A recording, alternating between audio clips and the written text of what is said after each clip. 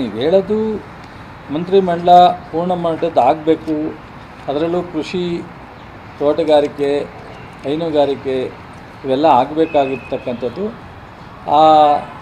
ನಿಮಗೆ ಗೊತ್ತಿದೆ, ವಿಧಾನ ಪರಿಷತ್ ಎಲೆಕ್ಷನ್ ಅನಾವಶ್ಯಕವಾಗಿ ಸೃಷ್ಟಿಯಾಯಿತು. ಅದಾಗದೇ ಇದ್ದರೆ ಬಹುಶಃ ಮುಖ್ಯಮಂತ್ರಿಯವರು 3ನೇ ತಾರೀಕು ತೊಗೊಂಡ್ರು, 2ನೇ ಎಕ್ಸ್ಪೆನ್ಷನ್ನು 10ನೇ ತಾರೀಕು ಒಳಗಡೆ ಆಗ್ತಿತ್ತು. ಫಸ್ಟ್ ಟೈಮ್ 23ರಲ್ಲಿ ಆದಂಗೆ. ಆ ಎಲೆಕ್ಷನ್ನು ಯಾರು ಬೇಕು ಅಂತ ಮಾಡಿದ್ರೋ, ಯಾಕೆ ಮಾಡಿದ್ರೋ ನಿಮಗೆ ಎಲ್ಲ ಗೊತ್ತಿದೆ. ಸೊ ಎಲೆಕ್ಷನ್ ಆಯಿತು, ಹಾಗಾಗಿ ಟೈಮ್ 20ನೇ ತಾರೀಕು ದಾಟ್ತು. ಅದಾದಮೇಲೆ ಬೇರೆ ಪಕ್ಷದಲ್ಲಿ ನಮ್ಮ ನಾಯಕರು ಇರಲಿಲ್ಲ, ಅದರಿಂದ ಸ್ವಲ್ಪ ಲೇಟ್ ಆಗಿದೆ. ಈಗ ಸದ್ಯದಲ್ಲೇ ಮೊನ್ನೆ ಮುಖ್ಯಮಂತ್ರಿಗಳು ನೆನ್ನೆ ಹೇಳಿದ್ದಾರೆ ನಿಮಗೆ, ಆದಷ್ಟು ಬೇಗ ಮಂತ್ರಿಮಂಡಲ ಎಕ್ಸ್ಪೆನ್ಷನ್ ಮಾಡ್ತೀವಿ ಅಂತ. ಅದರಿಂದ ಇನ್ನೇನು ಹೆಚ್ಚು ದಿವಸ ಉಳಿದಿಲ್ಲ, ಭಾಳ ಬೇಗ ಆಗುತ್ತೆ.